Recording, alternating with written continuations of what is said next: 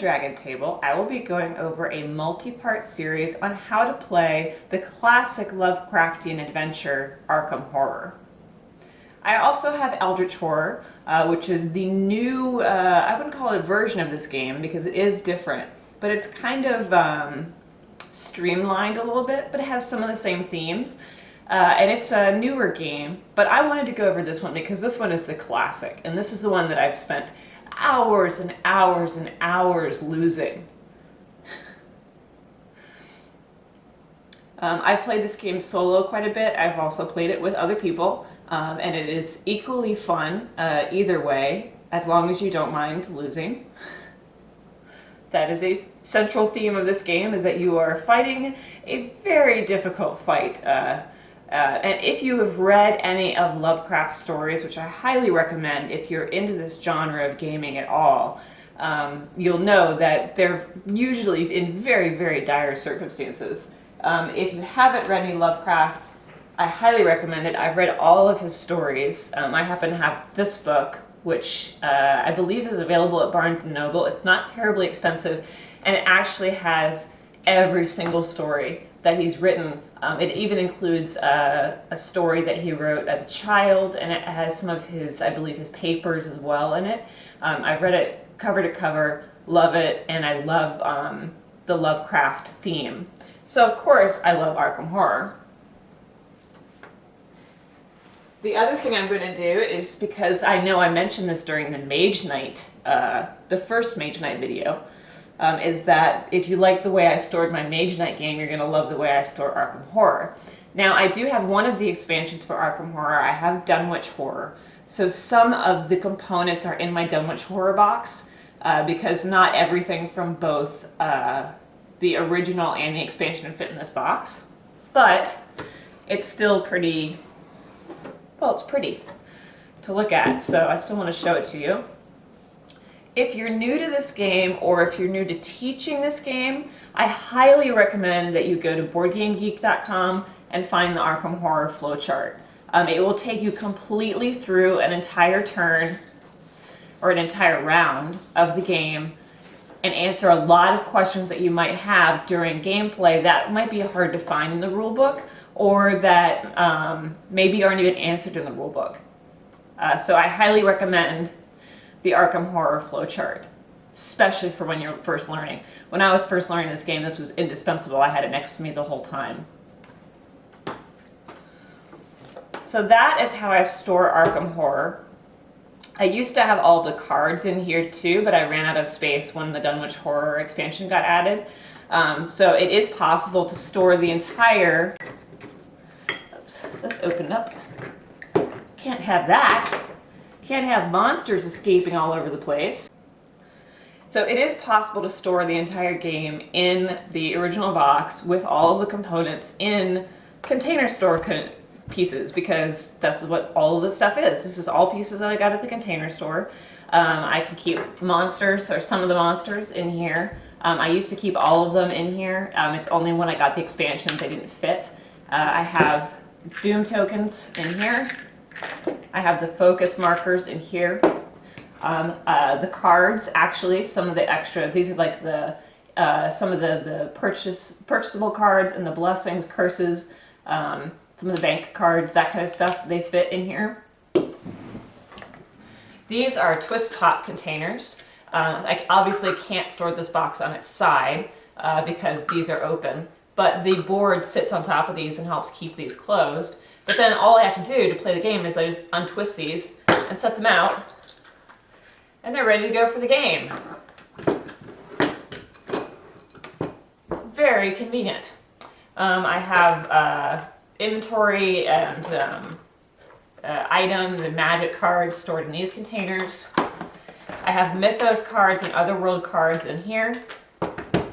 And in here I have a lot of the stuff that has to do with the investigators, including the money and the stands, which I took a nail file one night and filed down all these stands, because the ones that come with the game originally are a little bit too thick for all of the pieces, so it can damage the bottom of either the investigator tokens, or in my case, I use them for monster tokens too, so it can damage the bottom of them.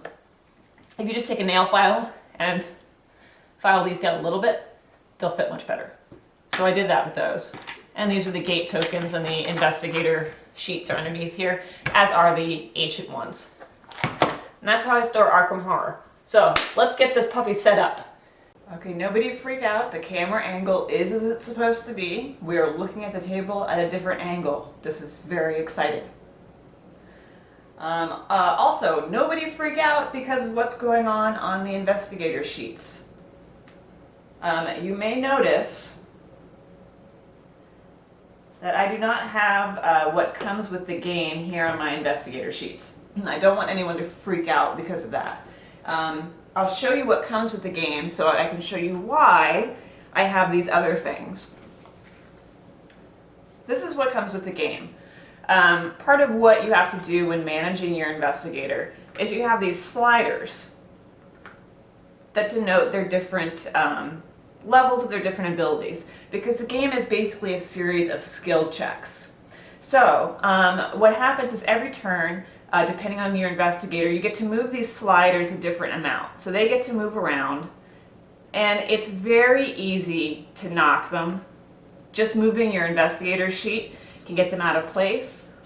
Somebody getting a little too excited rolling their dice can knock these off out of place, and if you don't remember where they were, then you're basically cheating when you put them back.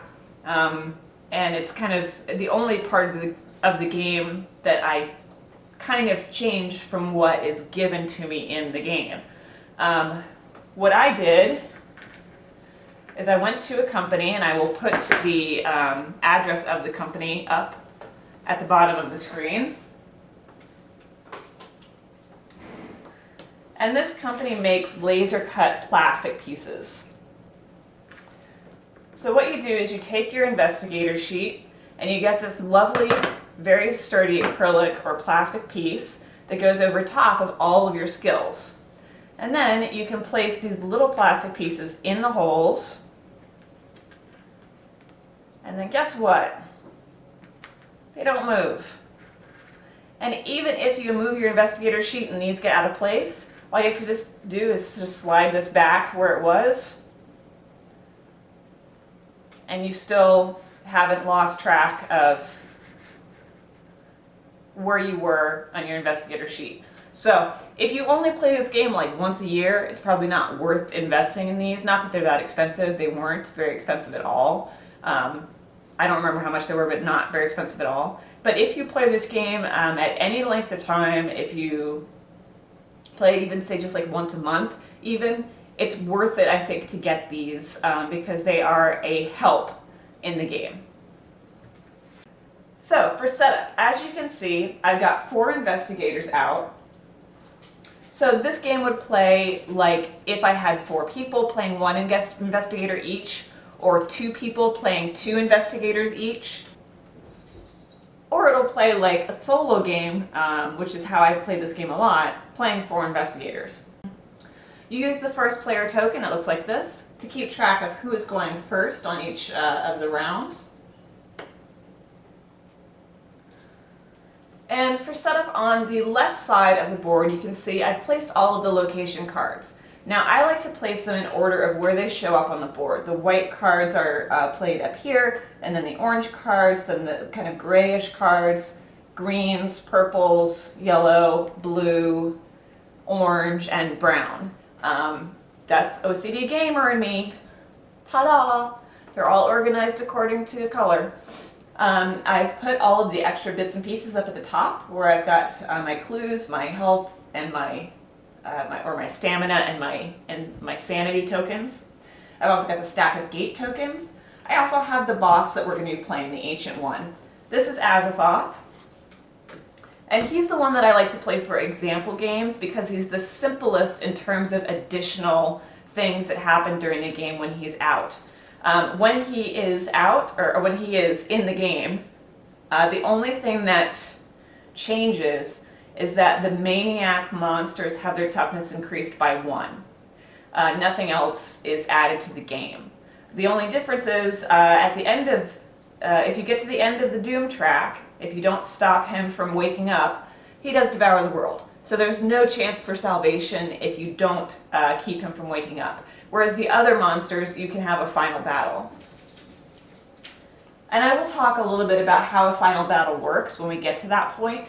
Obviously, you wouldn't have a final battle with Azathoth, but he's the best, I think, for demonstrating how the game works. If you're playing a new game or a game with new people, I recommend using him simply because it takes out an element of difficulty in the game, in a game that's already very complex to start with. So at the bottom, you can see, well, I've got my money container down at the bottom, my bank. I have the stack of allies, which, now correct me if I'm wrong, because I couldn't actually find it in the rule book, but I've played this game a lot, and I seem to remember that you always draw out 11 allies to play with. So that's what I've done. I randomly shuffled the deck, and then I dealt out 11 allies. And I think that's how it works. You could correct me if I'm wrong, but that's just what I remember from the games that I've played. These are spell cards, these are skills, these are common items, these are magical items, in which may contain elder signs, which are awesome. And then we have a stack of just the extra cards that you have in the game. I've got blessings, the back of blessings are curses. I've also got bank loans and Silver Twilight Lodge memberships and some things that aren't commonly used in the game. I just keep in a stack because there's no, I mean, this game takes up plenty of table space. You don't need to spread out every single card if you don't have to. So I've just got a stack of those here. These are the Mythos cards that we'll be pulling at the end of each round, and these are the Otherworld encounters that you'll be having in these locations that are on the side of the board. I've also got my dice all ready to go. I am one of those people who stores sets of dice separately because I think it's cool if you've got a bunch of people playing a game like this. It adds something extra if you can say, okay, I've got 12 different sets of dice of all different colors. Choose your favorite color. So even if you spend, I don't know, 5 or 6 hours losing a game, at the very least, you can say that you rolled your favorite color all night.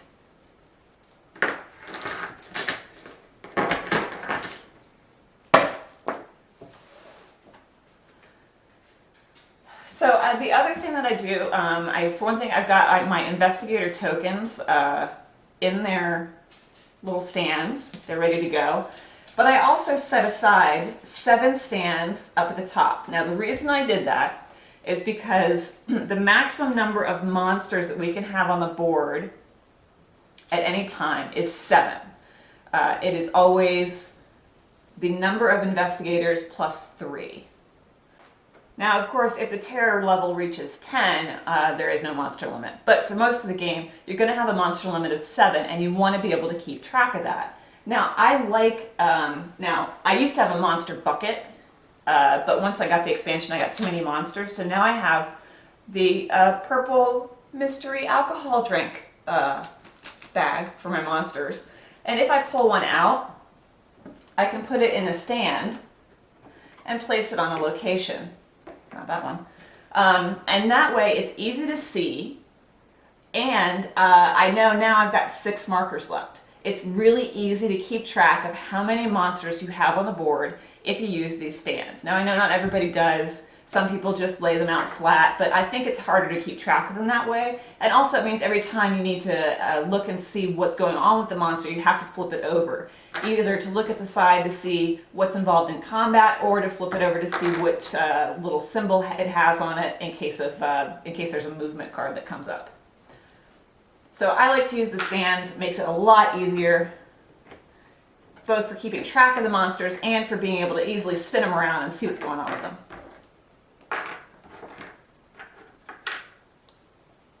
And he goes back in the bag. So the terror track is located down at the bottom here, and there's a little screaming face that goes on the terror track. The terror track increases anytime we get too many monsters. Once we get more than 7 monsters, the 8th, 9th, 10th, and 11th monster will go in the outskirts. We'll go in a stack right here. The number of monsters you can have in the outskirts is 8 minus the number of players. So we have 4 players, so 8 minus 4 is 4. We can have 4 monsters in the outskirts. Once we get another monster in the outskirts, that 5th monster, all the monsters that were in the outskirts go back in the bag, and the terror level increases by 1. Also, every time the terror level goes up, you randomly remove an ally from the game. Basically, they get scared away. There's also a couple of colored markers on the terror track, like the 3. When you get to the 3, the general store closes. Basically, they say, "Oh, this is too scary for me, Betty. Let's go back to Boston," and they close up shop. And then when you get to the 6, the people at the curiosity shop say, "Oh dear, oh my, this is just terribly dreadful. I think that I should go back to London and close my shop." So they close up, and when you get to 9, the magic shop closes. And a puff of smoke. And then when you get to 10, terrible things happen. No monster limit, craziness. So one of the things we have to do in setup is we're going to place clues. And clues are going to get placed on every location that has a red diamond on it. And that's 11 locations. So it's a total of 11 clues get placed at the beginning of the game. Now, if a gate happens to open up on one of these clues, the clue will get nom nom nom nom nom, eaten by the gate, and you don't get to pick it up. So one of the first things your investigators are going to be doing is trying to go out and pick up clues before they get eaten by gates. Because a gate can open in a red location, a gate usually cannot open in a green location. Green locations are considered safe. Those are places like the church and the hospital and the shops. Graveyard, not so safe. Definitely in a Lovecraft story. Then each investigator also is going to get something. For one thing, they're each going to get their current amount of sanity and stamina, and I will deal those out. Some of the investigators have more sanity than other ones, some of them have more stamina than other ones.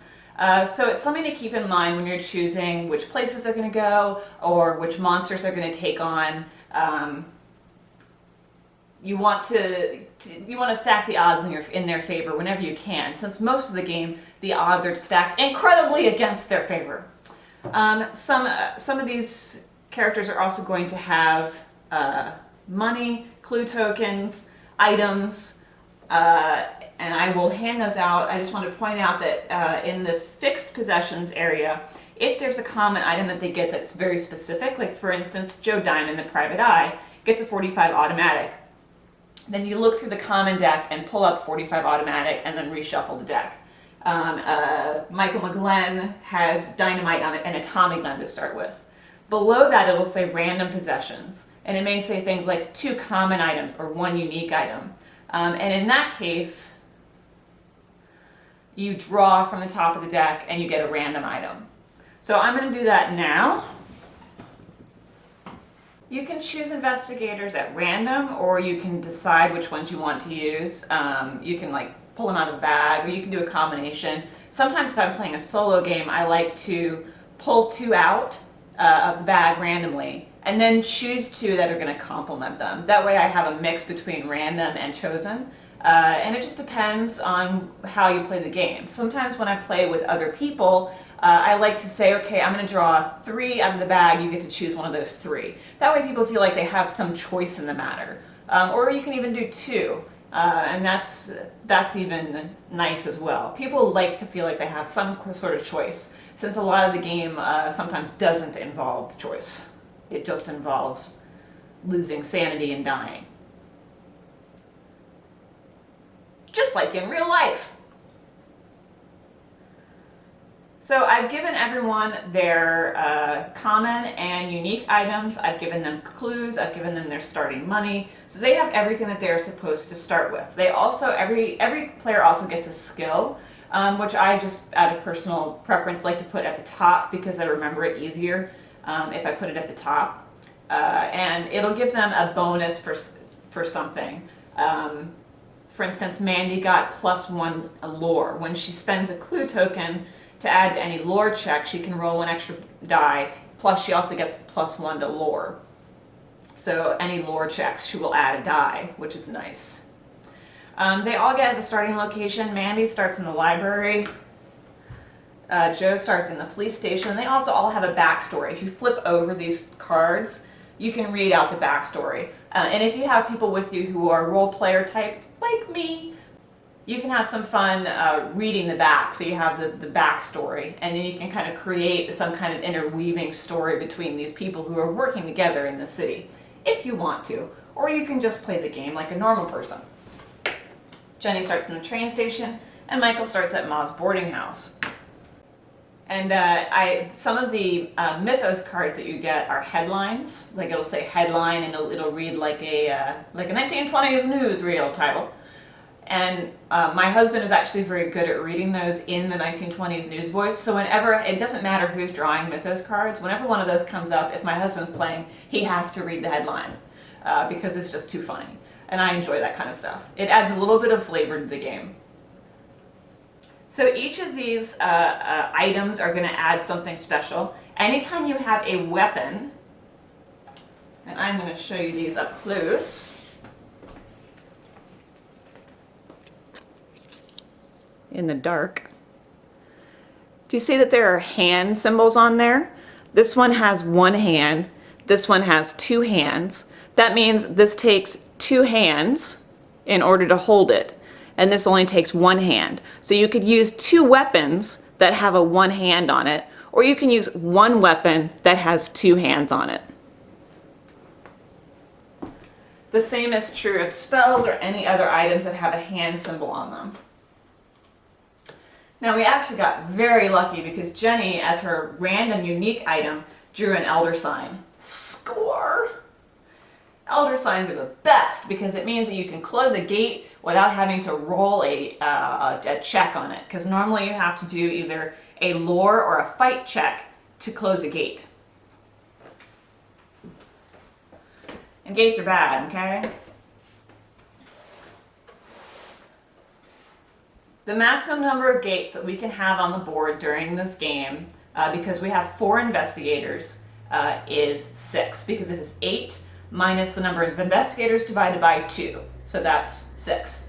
Once the 6th gate is placed on the board, Azathoth comes out and devours all of our faces. I will do one more thing that happens during setup because it's not included as part of the turn, is you actually have a Mythos phase before the game starts. And what that means is you draw a Mythos card, and it's going to tell us where to put a gate and a monster. We don't follow the instructions on the Mythos card because normally terrible things happen. But this is just for the placement of a gate and a monster to start the game. And if I draw any cards from the expansion, I'm just going to ignore them. So we have big surprise, independent square. That is kind of a hot spot, so we're going to get a gate, and I've shuffled the gates, and they're all stacked face down. So I'm going to flip one up. It's the Dreamlands. That's not a bad one. The clue that I put at independent square a moment ago gets taken away, and we're also going to get a monster on that gate. Let's see. Come on, purple bag of death.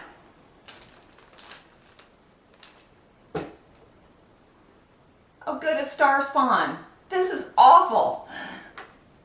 This is a terrible way to start the game. Okay. So he is going to start on the gate. The only way he can move is if the symbol that's located on his little square comes up on the same on a Mythos card. So I'll show you those up close. Oh. Sorry, it's a little dark. So there's the star spawn. He's got a little plus sign on him. And this is the Mythos card that we drew. Does not have any plus signs on it, therefore he does not move this turn. But any monsters that had this symbol would move along the white lines, and monsters with these symbols would move along the black lines.